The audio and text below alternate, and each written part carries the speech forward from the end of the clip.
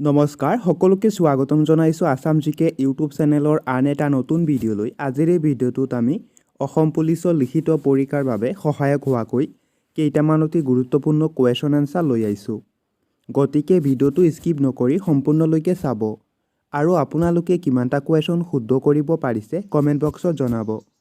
তেনেহ'লে বলকচোন আজিৰ ভিডিঅ'টো আৰম্ভ কৰোঁ। আজিৰ আমাৰ প্ৰথম কুৱেশ্যনটো সুধিছে বড়োলেণ্ড টেৰিটৰিয়েল কাউন্সিল কেতিয়া গঠন কৰা হৈছিল? বড়োলেণ্ড টেৰিটৰিয়েল কাউন্সিল কেতিয়া গঠন কৰা হৈছিল সুধিছে। ইয়াৰ ৰাইট এনচাৰটো হৈছে অপশ্যন বি 2003 চনত। বড়োলেণ্ড টেৰিটৰিয়েল কাউন্সিল 2003 চনত গঠন কৰা হৈছিল। নেক্সট কুৱেশ্যনটো সুধিছে বড়োলেণ্ড টেৰিটৰিয়েল কাউন্সিলৰ বৰ্তমান মুখ্য কাৰ্যবাহী বিষয়া কোন? বড়োলেণ্ড টেৰিটৰিয়েল কাউন্সিলৰ বৰ্তমান মুখ্য কাৰ্যবাহী বিষয়া কোন সুধিছে। ইয়াৰ ৰাইট এনচাৰটো হৈছে option B Pramod Boro. Bodoland territorial কাউন্সিলৰ বৰ্তমান মুখ্য কাৰ্যবাহী বিষয়া হৈছে প্ৰমোদ বড়ো। নেক্সট কুৱেশ্যনটো সুধিছে গুৱাহাটী উচ্চ ন্যায়ালয় কেতিয়া প্ৰতিষ্ঠা কৰা হৈছিল? গুৱাহাটী উচ্চ ন্যায়ালয় কেতিয়া প্ৰতিষ্ঠা কৰা হৈছিল সুধিছে। ইয়াৰ ৰাইট এনচাৰটো হৈছে অপশ্যন চি 1948 চনত। গুৱাহাটী উচ্চ ন্যায়ালয় 1948 চনত প্ৰতিষ্ঠা কৰা হৈছিল।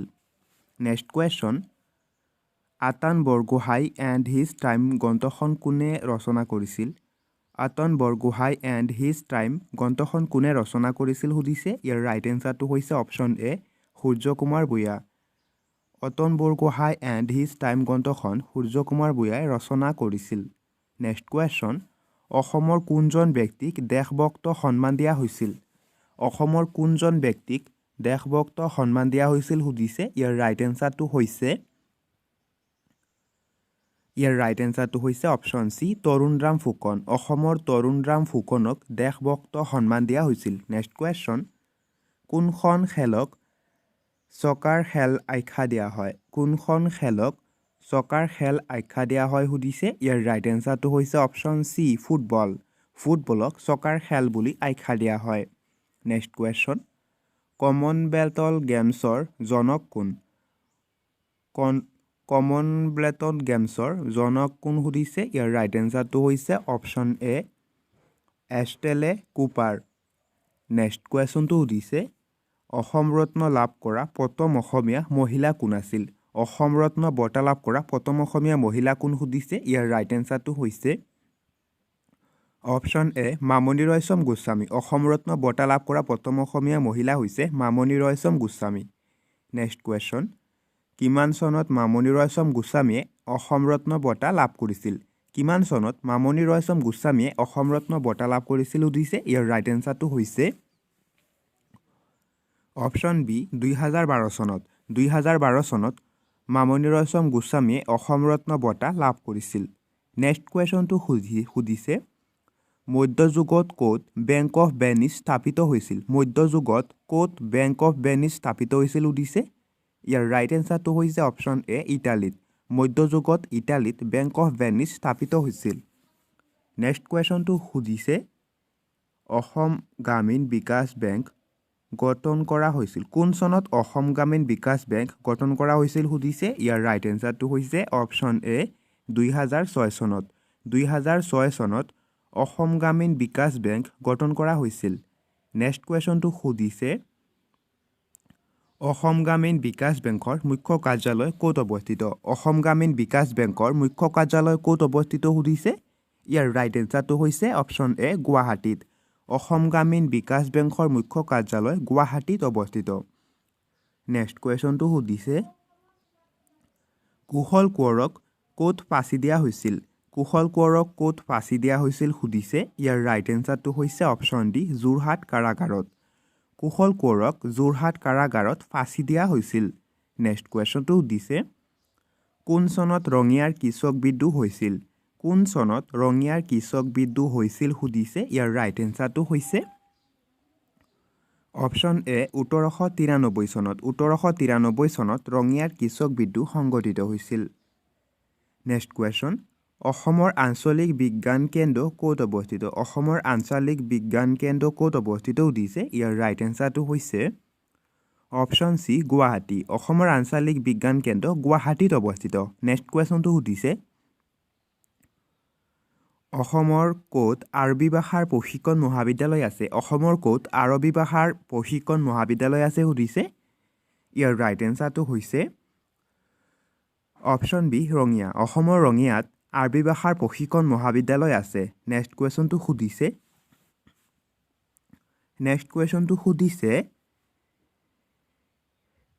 অসমৰ প্ৰথম ব্ৰিটিছ আয়ুক্ত কোন আছিল অসমৰ প্ৰথম ব্ৰিটিছ আয়ুক্ত কোন আছিল সুধিছে ইয়াৰ ৰাইট এনসাৰটো হৈছে অপশ্যন বি ডেভিড স্কট অসমৰ প্ৰথম ব্ৰিটিছ আয়ুক্ত আছিল ডেভিড স্কট নেক্সট কুৱেশ্যন কোন চনত অসম এছ'চিয়েশ্যন গঠন কৰা হৈছিল কোন চনত অসম এছ'চিয়েশ্যন গঠন কৰা হৈছিল সুধিছে ইয়াৰ ৰাইট এনসাৰটো হৈছে অপশ্যন বি 1903 চনত 1903 চনত অসম এছ'চিয়েশ্যন গঠন কৰা হৈছিল নেক্সট কুৱেশ্যন অসম এছ'চিয়েশ্যনৰ প্ৰতিষ্ঠাপক কোন আছিল অসম এছ'চিয়েশ্যনৰ প্ৰতিষ্ঠাপক কোন আছিল সুধিছে ইয়াৰ ৰাইট এনসাৰটো হৈছে অপশ্যন চি মানিক চন্দ্ৰ বৰুৱা হৈছে অসম এছ'চিয়েশ্যনৰ প্ৰতিষ্ঠাপক নেক্সট কুৱেশ্যনটো সুধিছে কোন চনত ডিব্ৰুগড় বিশ্ববিদ্যালয় প্ৰতিষ্ঠা কৰা হৈছিল কিমান চনত ডিব্ৰুগড় বিশ্ববিদ্যালয় প্ৰতিষ্ঠা কৰা হৈছিল সুধিছে ইয়াৰ ৰাইট এনসাৰটো হৈছে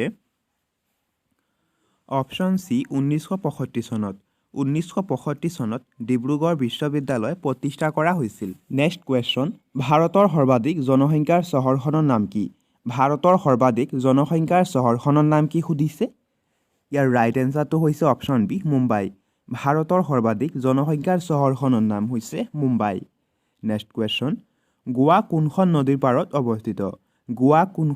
পাৰত অৱস্থিত সুধিছে ইয়াৰ ৰাইট এনসাৰটো হৈছে অপশ্যন বি মাণ্ডোবী নদী গোৱা মাণ্ডোবী নদীৰ পাৰত অৱস্থিত নেক্সট কুৱেশ্যনটো সুধিছে ভাৰতৰ সয়াবিনৰ সৰ্ববৃহৎ উৎপাদক ৰাজ্য কোনখন ভাৰতত সয়াবিনৰ সৰ্ববৃহৎ উৎপাদক ৰাজ্য কোনখন সুধিছে ইয়াৰ ৰাইট এনসাৰটো হৈছে অপশ্যন চি মধ্যপ্ৰদেশ ভাৰতত সয়াবিনৰ সৰ্ববৃহৎ উৎপাদক ৰাজ্যখন হৈছে মধ্যপ্ৰদেশ নেক্সট কুৱেশ্যন ভাৰতৰ প্ৰথম কৃত্ৰিম উপগ্ৰহটোৰ নাম কি ভাৰতৰ প্ৰথম কৃত্ৰিম উপগ্ৰহটোৰ নাম কি সুধিছে ইয়াৰ ৰাইট এনসাৰটো হৈছে অপশ্যন বি আৰ্যভট্ট ভাৰতৰ প্ৰথম কৃত্ৰিম উপগ্ৰহটোৰ নাম হৈছে আৰ্যভট্ট নেক্সট কুৱেশ্যন 1951 চনত প্ৰতিষ্ঠা কৰা ভাৰতৰ প্ৰথম আইআইটিখনৰ নাম কি 1951 চনত প্ৰতিষ্ঠা কৰা ভাৰতৰ প্ৰথম আইআইটিখনৰ নাম কি সুধিছে ইয়াৰ ৰাইট এনসাৰটো হৈছে অপশ্যন চি আইআইটি খড়গপুৰ 1951 চনত প্ৰতিষ্ঠা কৰা ভাৰতৰ প্ৰথম আইআইটিখনৰ নাম হৈছে IIT Kharagpur next question Guwahati Brahmaputra নৈৰ কোন পাৰে অৱস্থিত সুধিছে ইয়াৰ ৰাইট এনসাৰটো হৈছে অপশ্যন এ দক্ষিণ পাৰে গুৱাহাটী ব্ৰহ্মপুত্ৰ নৈৰ দক্ষিণ পাৰে অৱস্থিত নেক্সট কুৱেশ্যনটো সুধিছে পথৰুঘাটৰ বিদ্ৰোহ কেতিয়া সংঘটিত হৈছিল সুধিছে ইয়াৰ ৰাইট এনসাৰটো হৈছে অপশ্যন ডি 1894 চনত পথৰুঘাটৰ বিদ্ৰোহ সংঘটিত হৈছিল নেক্সট কুৱেশ্যন স্বাধীনতা আন্দোলনৰ সময়ত অসমত স্বৰাজ পাৰ্টীৰ সভাপতি কোন আছিল সুধিছে ইয়াৰ ৰাইট এনসাৰটো হৈছে অপশ্যন চি তৰুণৰাম ফুকন স্বাধীনতা আন্দোলনৰ সময়ত স্বৰাজ পাৰ্টীৰ সভাপতি আছিল তৰুণৰাম ফুকন নেক্সট কুৱেশ্যনটো সুধিছে ভাৰতবৰ্ষত কিমান চনত লোকপিয়ল আৰম্ভ হৈছিল সুধিছে ইয়াৰ ৰাইট এনসাৰটো হৈছে অপশ্যন এ 1872 চনত ভাৰতবৰ্ষত প্ৰথম লোকপিয়ল আৰম্ভ হৈছিল নেক্সট কুৱেশ্যনটো সুধিছে নাবাৰ্ডৰ মুখ্য কাৰ্যালয় ক'ত অৱস্থিত সুধিছে ইয়াৰ ৰাইট এনসাৰটো হৈছে অপশ্যন বি মুম্বাই নাবাৰ্ডৰ মুখ্য কাৰ্যালয় মুম্বাইত অৱস্থিত নেক্সট কুৱেশ্যনটো সুধিছে সীমান্ত সুৰক্ষা বাহিনী BSF কেতিয়া গঠন হৈছিল কেতিয়া গঠন কৰা হৈছিল সুধিছে ইয়াৰ ৰাইট এনসাৰটো হৈছে অপশ্যন বি 1965 চনত 1965 চনত সীমান্ত সুৰক্ষা বাহিনী BSF গঠন কৰা হৈছিল নেক্সট কুৱেশ্যনটো সুধিছে ভাৰতৰ সৰ্বাধিক কপাহ উৎপাদন কৰা ৰাজ্য কোনখন ভাৰতৰ সৰ্বাধিক কপাহ উৎপাদন কৰা ৰাজ্য কোনখন সুধিছে ইয়াৰ ৰাইট এনসাৰটো হৈছে অপশ্যন বি গুজৰাট ভাৰতৰ সৰ্বাধিক কপাহ উৎপাদন কৰা ৰাজ্যখনৰ নাম হৈছে গুজৰাট ৰাজ্য নেক্সট কুৱেশ্যনটো সুধিছে কোনখন ৰাজ্যত ৰাজীৱ গান্ধী ৰাষ্ট্ৰীয় যুৱ বিকাশ প্ৰতিষ্ঠান অৱস্থিত কোনখন ৰাজ্যত ৰাজীৱ গান্ধী ৰাষ্ট্ৰীয় যুৱ বিকাশ প্ৰতিষ্ঠান অৱস্থিত সুধিছে ইয়াৰ ৰাইট এনসাৰটো হৈছে অপশ্যন এ তামিলনাডু তামিলনাডু ৰাজ্যত ৰাজীৱ গান্ধী ৰাষ্ট্ৰীয় যুৱ বিকাশ প্ৰতিষ্ঠান অৱস্থিত নেক্সট কুৱেশ্যনটো সুধিছে ভাৰতৰ আটাইতকৈ পুৰণি পৰ্বতমালা কোনখন ভাৰতৰ আটাইতকৈ পুৰণি পৰ্বতমালা কোনখন সুধিছে ইয়াৰ ৰাইট এনসাৰটো হৈছে অপশ্যন বি আৰাৱলী পৰ্বতমালা ভাৰতৰ আটাইতকৈ পুৰণি পৰ্বতমালাখনৰ নাম হৈছে আৰাৱলী পৰ্বতমালা নেক্সট কুৱেশ্যন ভাৰতীয় ৰেলৱেৰ মুখ্য কাৰ্যালয় ক'ত অৱস্থিত ভাৰতীয় ৰেলৱেৰ মুখ্য কাৰ্যালয় ক'ত অৱস্থিত সুধিছে ইয়াৰ ৰাইট এনসাৰটো হৈছে অপশ্যন এ দিল্লী ভাৰতীয় ৰেলৱেৰ মুখ্য কাৰ্যালয় দিল্লীত অৱস্থিত নেক্সট কুৱেশ্যনটো সুধিছে কাৰ কাৰ্যকালত ভাৰতত প্ৰথম লোকপিয়ল অনুষ্ঠিত হৈছিল কাৰ কাৰ্যকালত ভাৰতত প্ৰথম লোকপিয়ল অনুষ্ঠিত হৈছিল সুধিছে ইয়াৰ ৰাইট এনসাৰটো হৈছে অপশ্যন চি লৰ্ড মেয়ৰ কাৰ্যকালত ভাৰতত প্ৰথম লোকপিয়ল অনুষ্ঠিত হৈছিল নেক্সট কুৱেশ্যনটো সুধিছে ভাৰতত কিমান বছৰৰ মূৰত লোকপিয়ল অনুষ্ঠিত হয় ভাৰতত কিমান বছৰৰ মূৰত লোকপিয়ল অনুষ্ঠিত হয় সুধিছে ইয়াৰ ৰাইট এনসাৰটো হৈছে অপশ্যন ডি 10 বছৰৰ মূৰত ভাৰতত 10 বছৰৰ মূৰত লোকপিয়ল অনুষ্ঠিত হয় নেক্সট কুৱেশ্যনটো সুধিছে কোন চনত অমোৰ আপোনাৰ দেশক আনুষ্ঠানিকভাৱে অসমৰ জাতীয় সংগীত হিচাপে গ্ৰহণ কৰা হৈছিল ইয়াৰ ৰাইট এনসাৰটো হৈছে অপশ্যন এ 1927 চনত 1927 চনত অমোৰ আপোনাৰ দেশক আনুষ্ঠানিকভাৱে অসমৰ জাতীয় সংগীত হিচাপে ঘোষণা কৰা হৈছিল নেক্সট কুৱেশ্যনটো সুধিছে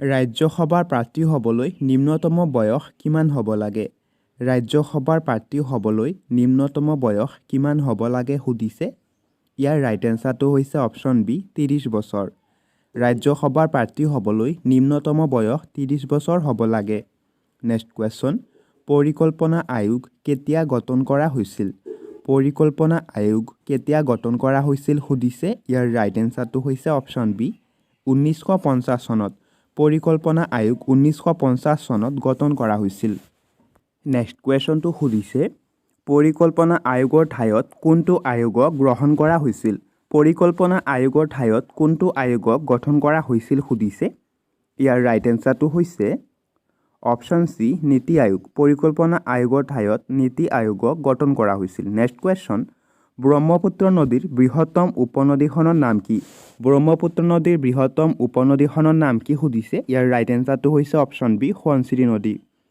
ব্ৰহ্মপুত্ৰ নদীৰ বৃহত্তম উপনদীখনৰ নাম হৈছে সোৱণশিৰি নেক্সট কুৱেশ্যনটো সুধিছে অসম ৰাজ্যখন কেতিয়া গঠন কৰা হৈছিল অসম ৰাজ্যখন কেতিয়া গঠন কৰা হৈছিল সুধিছে ইয়াৰ ৰাইট এনসাৰটো হৈছে অপশ্যন বি 1950 চনত অসম ৰাজ্যখন 1950 চনত গঠন কৰা হৈছিল নেক্সট কুৱেশ্যনটো সুধিছে অসমৰ ৰাজধানী কেতিয়া দিছপুৰলৈ স্থানান্তৰ কৰা হৈছিল অসমৰ ৰাজধানী কেতিয়া দিছপুৰলৈ স্থানান্তৰ কৰা হৈছিল সুধিছে ইয়াৰ ৰাইট এনসাৰটো হৈছে অপশ্যন চি 1973 চনত 1973 চনত অসমৰ ৰাজধানী দিছপুৰলৈ স্থানান্তৰ কৰা হৈছিল নেক্সট কুৱেশ্যনটো সুধিছে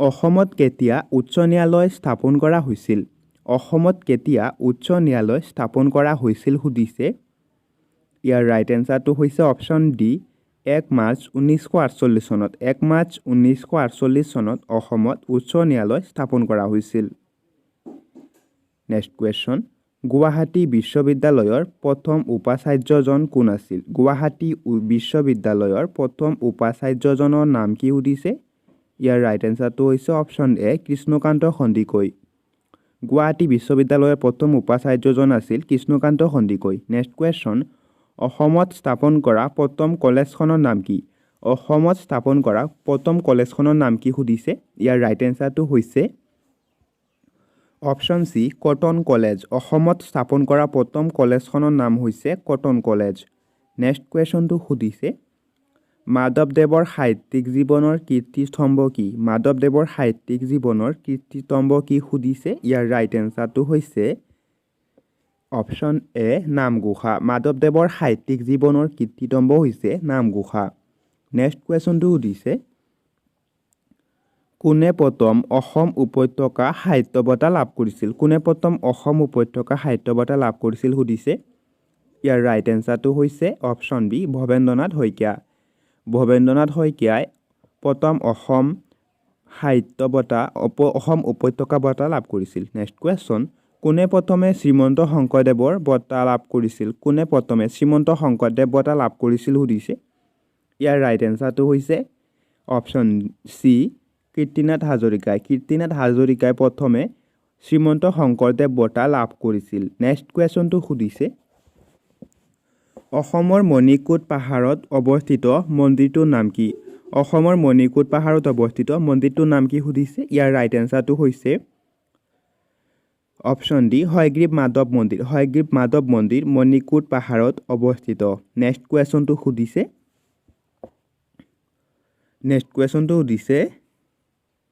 নীলমণি ফুকনক কোন চনত জ্ঞানপীঠ বঁটাৰে পুৰস্কৃত কৰা হৈছিল নীলমণি ফুকনক কোন চনত জ্ঞানপীঠ বঁটাৰে পুৰস্কৃত কৰা হৈছিল সুধিছে ইয়াৰ ৰাইট এনসাৰটো হৈছে অপশ্যন চি 2021 চনত নীলমণি ফুকনক জ্ঞানপীঠ বঁটাৰে পুৰস্কৃত কৰা হৈছিল নেক্সট কুৱেশ্যনটো সুধিছে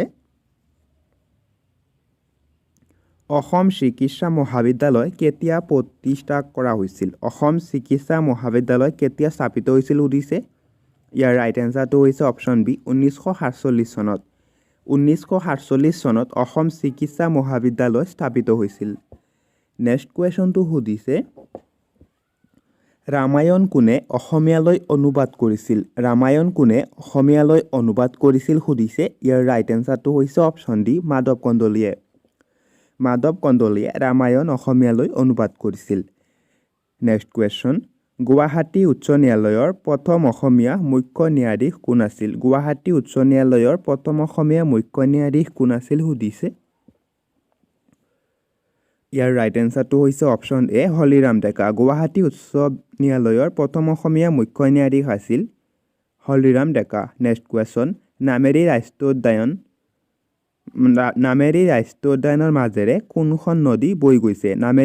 উদ্যানৰ মাজেৰে কোনখন নদী বৈ গৈছে সুধিছে ইয়াৰ ৰাইট এনসাৰটো হৈছে অপশ্যন এ জীয়াবৰলী নামেৰী ৰাষ্ট্ৰীয় উদ্যানৰ মাজেৰে জীয়াবৰলী নদীখন বৈ গৈছে নেক্সট কুৱেশ্যন অসমত প্ৰথমবাৰৰ বাবে কেতিয়া ৰাষ্ট্ৰপতি শাসন বলবৎ কৰা হৈছিল সুধিছে ইয়াৰ ৰাইট এনসাৰটো হৈছে অপশ্যন চি 1979 চনত অসমত প্ৰথমবাৰৰ বাবে ৰাষ্ট্ৰপতি শাসন বলবৎ কৰা হৈছিল নেক্সট কুৱেশ্যনটো সুধিছে অসম সাহিত্য সভাৰ প্ৰথম মহিলা সভানেত্ৰী কোন আছিল সুধিছে ইয়াৰ ৰাইট এনসাৰটো হৈছে অপশ্যন চি ননিনীবালা দেৱী অসম সাহিত্য সভাৰ প্ৰথম মহিলা সভানেত্ৰী আছিল ননিনীবালা দেৱী নেক্সট কুৱেশ্যনটো সুধিছে কিমান চনত অসম ৰাষ্ট্ৰভাষা প্ৰচাৰ সমিতি গঠন কৰা হৈছিল সুধিছে ইয়াৰ ৰাইট এনসাৰটো হৈছে অপশ্যন বি 1938 চনত অসম ৰাষ্ট্ৰভাষা প্ৰচাৰ সমিতি গঠন কৰা হৈছিল নেক্সট কুৱেশ্যন মেডাম মে ফি প্ৰতি বছৰে কোন তাৰিখত পালন কৰা হয় সুধিছে ইয়াৰ ৰাইট এনসাৰটো হৈছে অপশ্যন এ 31 জানুৱাৰী তাৰিখে মেডাম মে ফি উৎসৱ পালন কৰা হয় নেক্সট কুৱেশ্যনটো সুধিছে মেডাম মে ফি উৎসৱ অসমৰ কোন সম্প্ৰদায়ৰ লোকে উদযাপন কৰে সুধিছে ইয়াৰ ৰাইট এনসাৰটো হৈছে অপশ্যন ডি টাই আহোম সম্প্ৰদায় মেডাম মে ফি উৎসৱ অসমত টাই আহোম সম্প্ৰদায়ৰ লোকসকলে উদযাপন কৰে